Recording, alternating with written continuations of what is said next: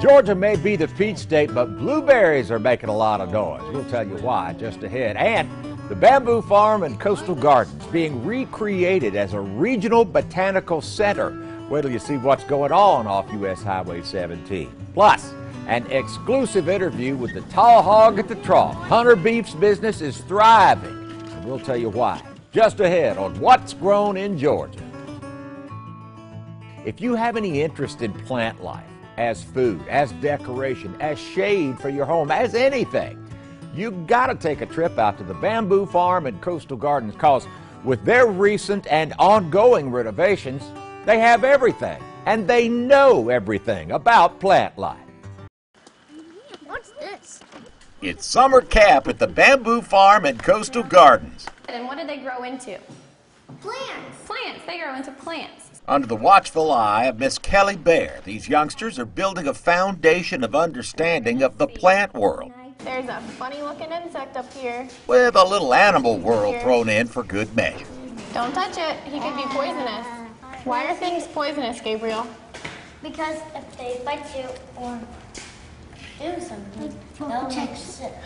What'd you say? Protection. Protection. That's bad. Insects, and remember what kind of plants use protection? Cactus. Oil. Oils from what? Poison ivy. Poison ivy. Yeah. Summer camp at the Bamboo Farm grew out of the year-round Roots and Shoots program for youngsters, which is drawing thousands to the location off U.S. Highway 17. Okay. We're just tickled to death that we can have these children out here with the summer camp.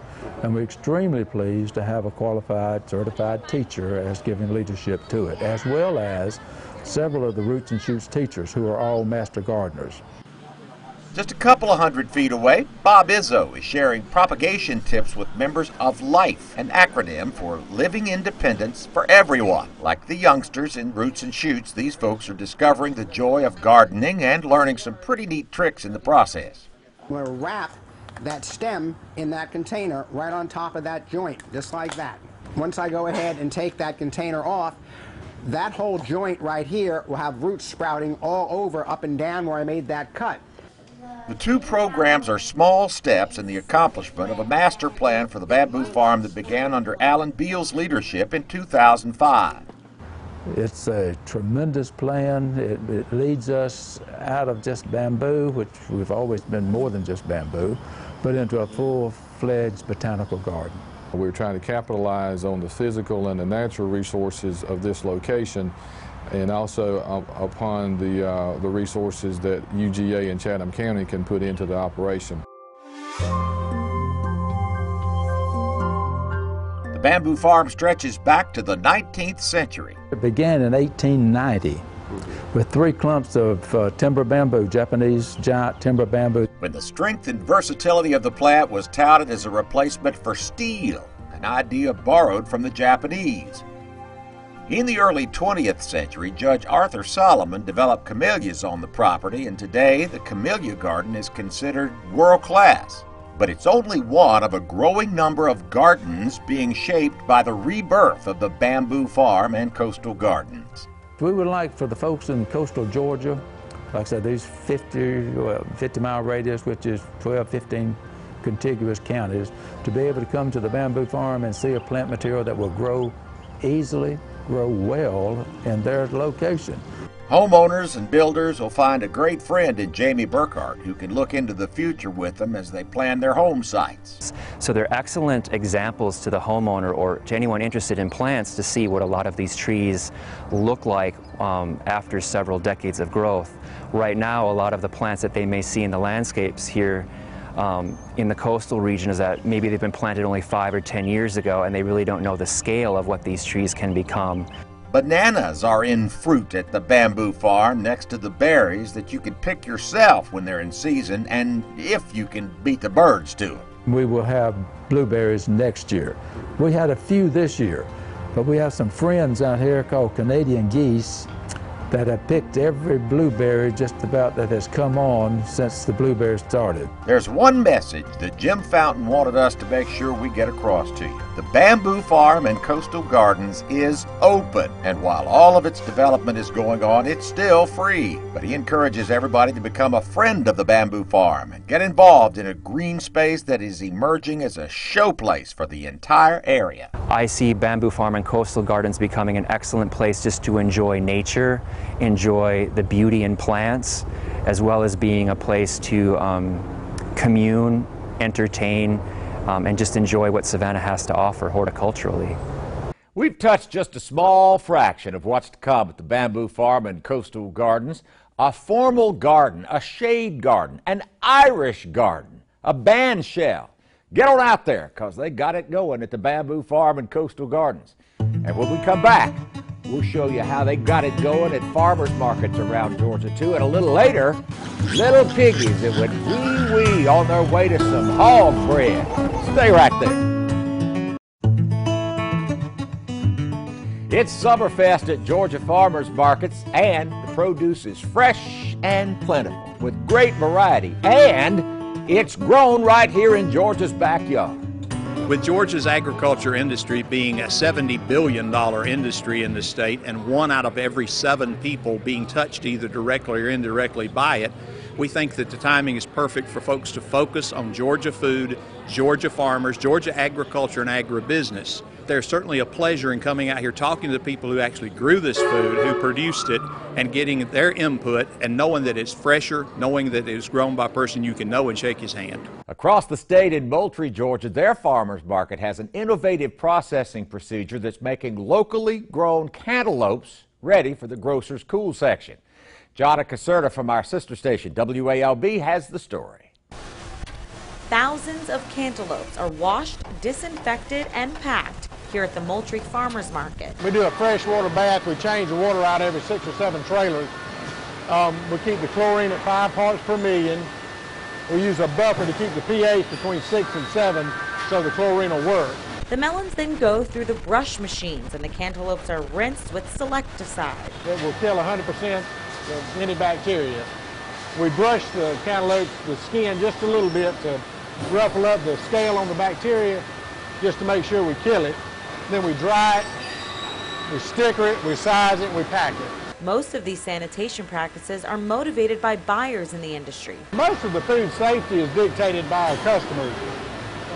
Publix, Kroger, Harris Teeter, I mean, they require all this. But new produce safety regulations will soon make all of this mandatory. A third party comes in, evaluates this operation to determine that they are indeed using proper food safety practices, proper disinfectant, proper moving through the system, employee facilities, things like that, to make sure they are producing a safe product. But Garrison says no matter what lengths producers use to keep your food clean, you should still be practicing proper food safety at home. The consumer still has to practice food safety within their home. When these melons come in, or whatever it is, we still have to wash our produce before we consume it.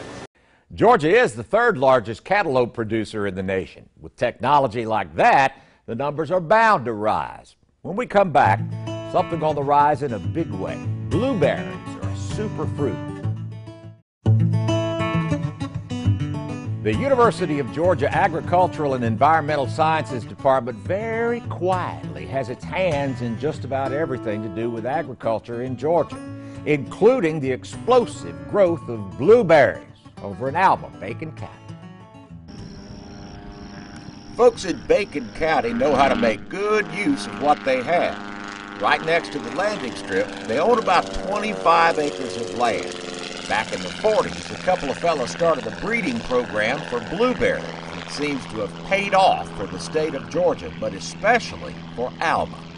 60 to 65 million pound crop. And with the acres that we've got planted and what seems to be coming, expansion, probably in a few years we'll be #1 in North America. Not just the States, but North America. The health benefits of blueberries are driving enormous growth in the fruit already showcased for being high in cancer-fighting antioxidants. More recent research indicates even broader health benefits. There's some more work going on at Tufts, I think, and the leading information or preliminary results indicate that there could be a place for blueberries to actually treat certain levels of diabetes. Hasn't been proven medically yet, but the preliminary research, the medical scientists are real excited about it. And so if they're real excited about it, then they believe there's some potential there. And you know, most of the time research has to be done over a period of 3 years to make sure that it's replicated and it's sound science. And you know, if that hits the medical journals and the Dr. Oz show, then blueberries will just become insanely popular then, I think.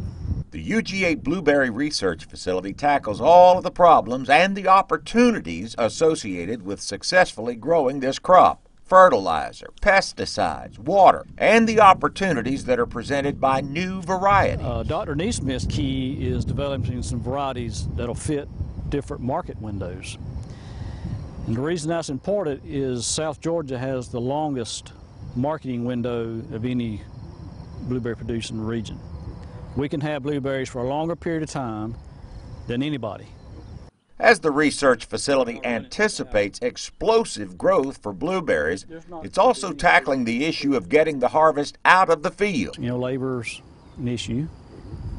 If we ever can get to the point where we have varieties that are more conducive to mechanical harvest, then we'll prune them accordingly, and hopefully we can pick them and pack a decent grade. The scientists and researchers from the University of Georgia have a key ally in their blueberry work, the farmers, who both teach and learn at the research facility. It don't get no closer. We're almost married. So that's how close we are. And the farmers are extremely supportive. I mean, they helped build this farm. They brought their own equipment. They've got their own sweat in this place. And so anytime I need something, they'll support it. Reed Torrance is hunting down the kudzu bug and other pests that plague our farmers over in onion country. What's bugging our farmers and how he's dealing with it? Well, that story's just ahead.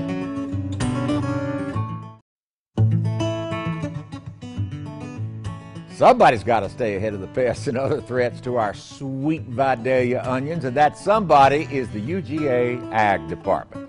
They cobbled together a research center over in Lyons, Georgia that's helping keep the onion's enemies in check. Sunflowers aren't really an area of interest for the Vidalia Onion and Vegetable Research Center in Lyons, Georgia, but they do represent work that has to get done in order for other work to progress. Sunflowers are a cover crop that cleanses the soil so that research can be done, research that can only happen in the field and is only being done in Georgia by the scientists of UGA's Department of Agriculture and Environmental Science. Who knows until you go out and do the work, because the chemical company that makes XYZ herbicide, they don't want to spend another $1 million to tell you, can I plant it 3 months later in onions, or 9 months. They just say, well, a lot of them, they'll just say 18 months, so they know it's gone then and no liability, but they don't want to do the work. So we're having to come in and do the work and find out, how long do I need to wait behind using XYZ herbicide before I plant ABC crop? Reed Torrance has spent more than 30 years studying the farms of Georgia, with the last 13 coming on a little plot of land next to the state penitentiary where inmates make up a big part of the farm's labor force. The research facility studies and tries to fix anything and everything that plagues a farmer in the field, and they pride themselves on reacting quickly to the ever-changing problems of a Georgia farm. Absolutely, and I think that's the beauty of the network we have in place through the extension program, because we are that arm of the university that links the farmer to the researcher. We're out here with these scientists. When we see a problem in the field, a grower calls, we have a problem, we call a scientist, I have a problem. Come help me find out what to do. And immediately we get to work on that. The past few growing seasons have seen the rise of the kudzu bug. It's a critter that's plagued soybeans and that the researchers have in their sights. Once they understand the insect, they can neutralize it. Right now, behind me, we're looking at planting of soybean, cowpea, lima beans, snap beans, trying to find out what the kudzu bug likes, which is a new visitor to Georgia, and exactly how we can better deal with that pest. Fruit's still fine, and the vine is still fine. These vines with tomato spotted wilt virus will die out very quickly. This is what a grower can expect right here. Is apparently this year we'd say 50% survival. Reed points with pride to the progress farmers have made, led by the research that UGA has provided. They use less of everything now than in years past and still improve productivity every year. We use probably half as much fertilizer, probably less than half as much as far as pesticides or anything. We use less water. We don't have as much invested in this crop. We're a much greener industry than we were 25 years ago. And again, the grower benefits, the consumer benefits, our environment benefits. In all of the progress, the Vidalia Onion and Vegetable Research Center has had a crucial partner. I can't say enough about the Vidalia Onion Committee and the growers and their support for this facility. Now, we know those onion farmers, names like Dasher and Bland and Ray and Stanley. You can count on them to do all they can to keep Vidalias on the top of every burger. And when we come back, if it tastes spectacular, then the beef beneath that onion might well come from Hunter Farms. We're going to head to Bullock County, Brooklyn, in just a minute. Back in the day, you know, most Georgia families, including mine, lived on farms, worked them shoulder to shoulder, and then passed them from father to son. It's a rarity these days, but you can still experience that lifestyle out in the fields of Bullock County. There's a sense at Hunter Cattle that this is the right way to do things, that this is the way cows are supposed to eat and how they're supposed to live. Cattle in their natural environment with their natural diet, which would consist of grass and what they would naturally eat, that the meat is healthier. We don't have to give them antibiotics or added hormones. It takes us longer to produce, but as far as a finished product that is healthier for the people, it is a lot better. Unruly pigs have gotten into the wrong field at the Brooklet, Georgia farm and are scurrying back home in time to enjoy some afternoon hog bread, courtesy of the 3 generations of Fergusons out for a summer afternoon hayride. Kristen Fretwell says that the family's farming philosophy reflects the way nature intended the food chain to work. If you give animals the food that they're designed to digest in the environment that they are supposed to be in, it makes for much healthier meats and much healthier animals, and it ends up being super great for the environment as well. Hunter Cattle started when Dell and Deborah opted for a healthier lifestyle and moved out to Brooklyn. The business unfolded when their neighbors agreed that they had found a better way.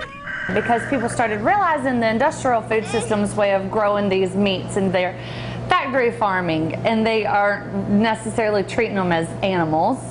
Go open the gate, little bear. Now Hunter Cattle has branched out into eggs and chickens and pork. These are the ones that lay the eggs, and we bring them inside, and we cut their wings because they won't get out.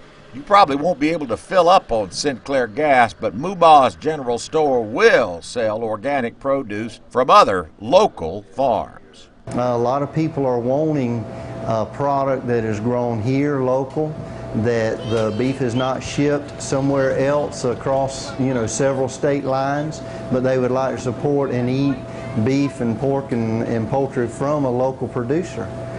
So, and that's what we do, and thankfully Georgia Grown is very instrumental in trying to make customers aware that they can eat local like that. What do you got? Eggs! Do you see the difference of it? The newest wrinkle in the Hunter Farms operation is the chance to become a part of it. If you're weary of iPads and traffic jams and spreadsheets, you might just find a good night's sleep to the sound of lowing cattle.